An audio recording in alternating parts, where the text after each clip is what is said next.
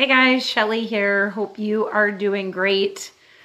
I am going to be teaching today on how to save money while you have food allergies. So if you don't have food allergies, you should take a minute right now and just be grateful because having food allergies is challenging. But this whole topic will be about how to save money while having food allergies. So if you don't have food allergies or food sensitivities, number one, be grateful. Number two, you don't have to listen in, but I would love it if you would forward this on to somebody in your life that you know has food allergies or sensitivities. I would really appreciate that. Okay, so how do I feed my family for $1 a plate when we have multiple food allergies? That's what I'm going to talk about today. When you have food allergies, you have a lot to worry about. You need to worry about, this camera is just a little too close for my comfort. Let me back this up. Oh, that makes me feel better. Okay. Sorry about that. Obviously food safety is on your mind, and, having tasty food, being able to socialize. You never really realize how many social events revolve around food until you have food allergies. And then you realize pretty much every school function, every church function, every social function, every holiday, they all revolve around food. And that is difficult to manage. But we're not going to talk about any of those today.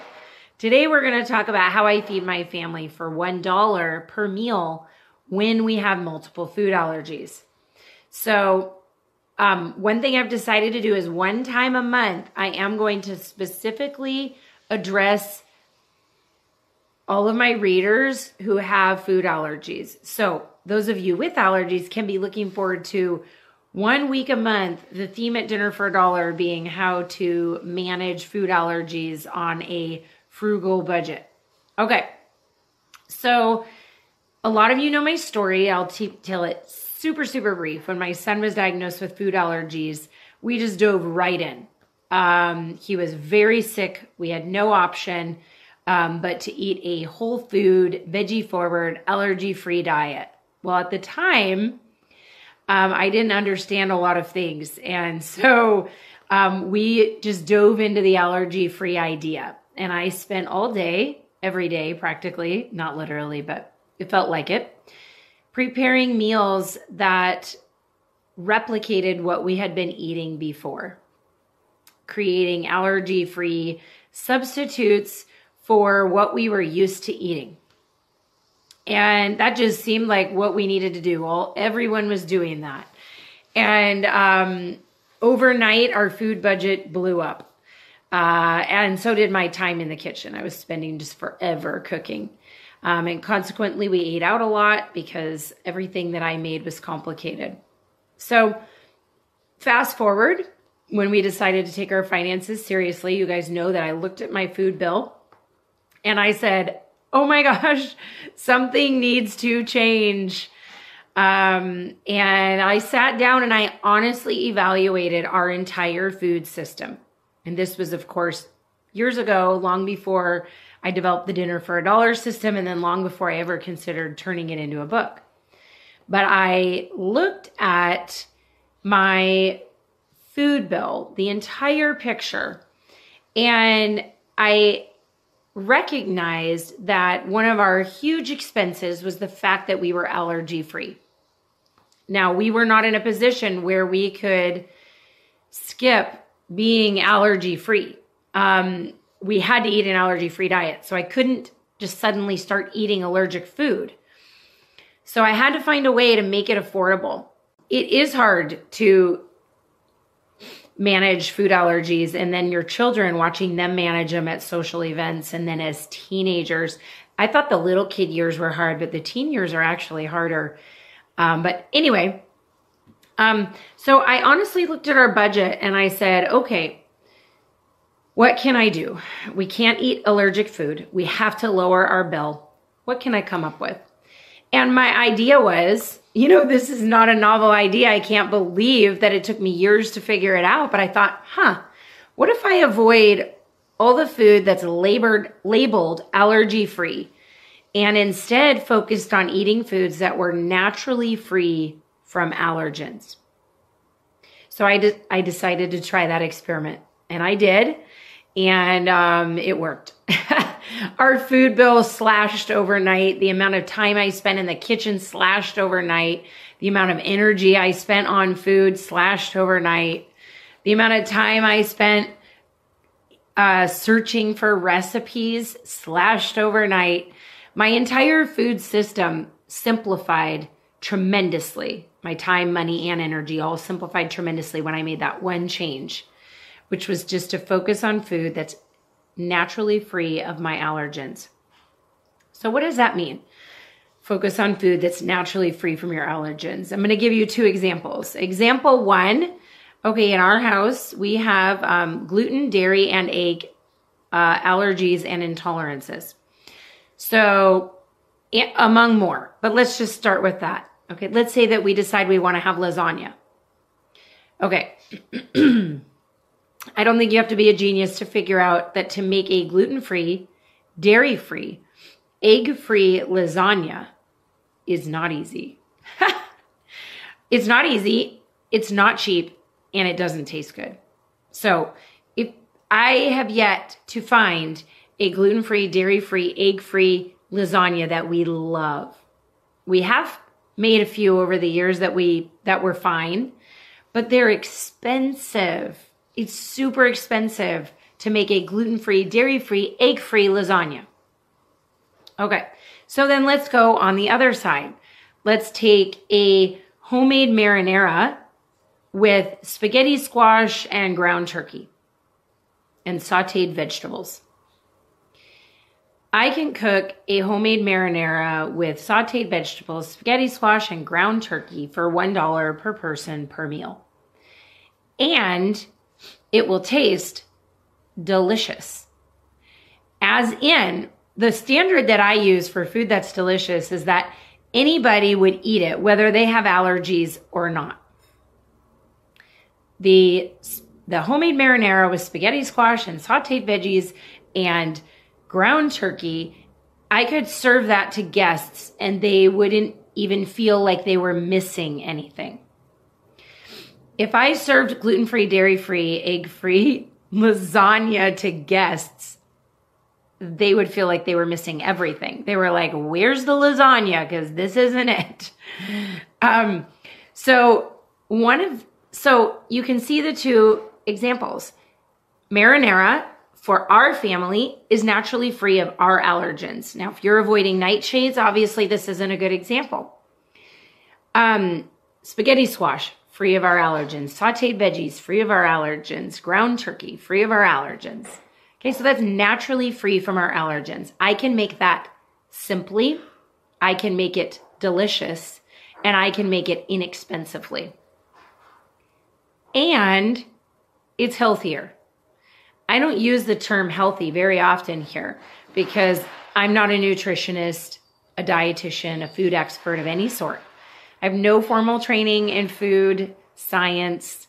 I have read I don't even know, hundreds and hundreds of hours on food over the years.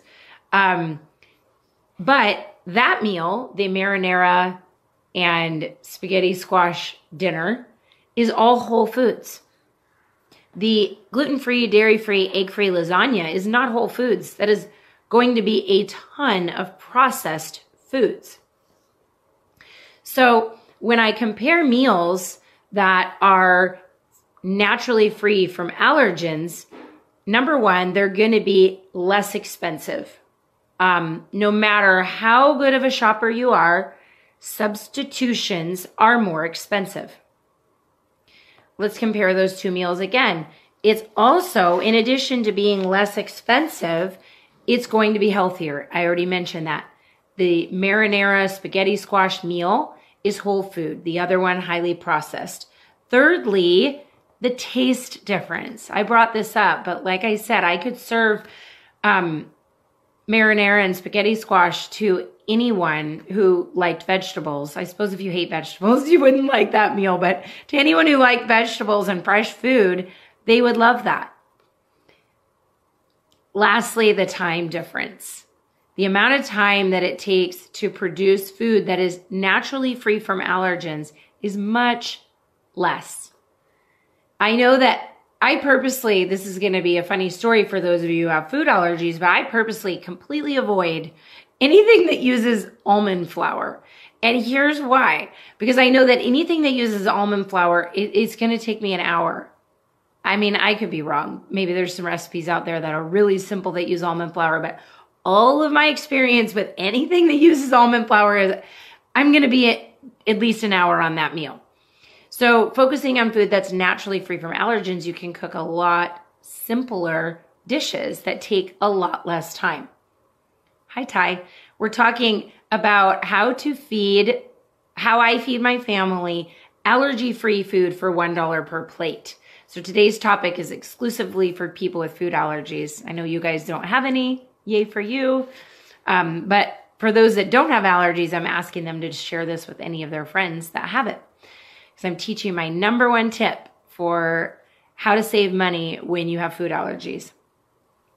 The last reason that I like to focus on food that is naturally free from allergens is that anytime that I'm cooking something with a lot of substitutes, the ingredients are more difficult to source. So not only are they more expensive, but they may not be they are not as readily available.